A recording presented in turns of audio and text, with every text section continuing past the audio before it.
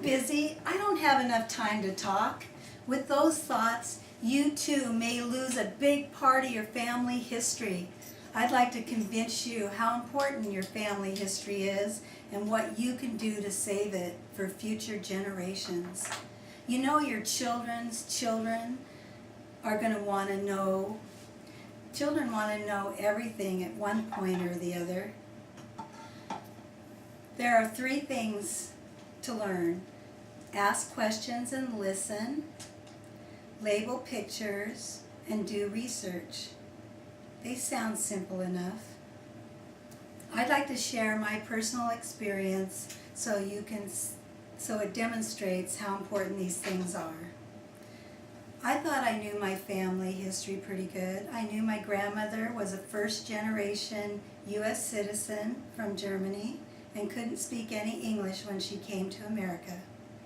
I knew that my maternal grandparents, my grandfather was a crop sharer in New York City, and he plowed the fields with a horse. He delivered all his children, and he was my hero when I heard a story how he stood up against Jim Crow law.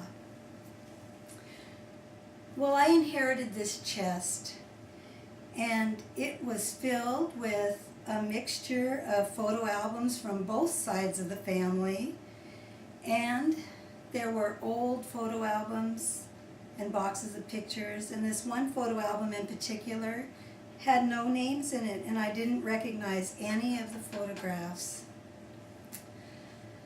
So you can see how important it is to label your photos. A name, date, and event would be really helpful. Unfortunately, there was no one left that knows who these people are. And that's something that's very important, to talk to your elders and find out their stories and who these people are. The third thing is that I found out is that if you want to know the information, there are some resources out there to do research. And so we found some clues on the old photographs.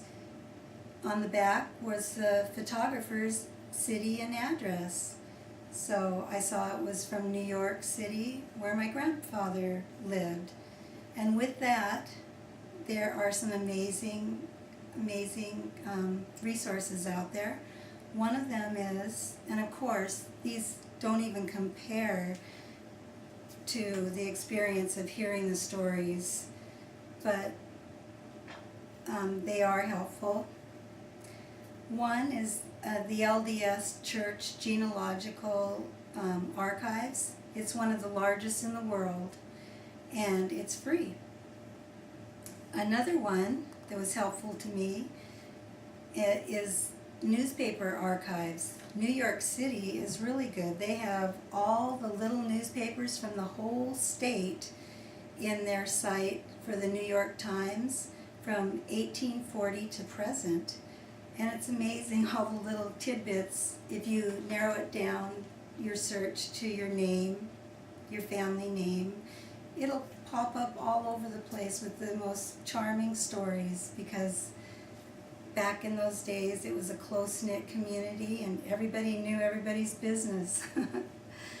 And they wrote about it in the newspaper. Another really good resource that I saw was the Smithsonian. It's a book that's online. It's called the Smithsonian Folklife and Oral History Interviewing Guide by Marjorie Hunt.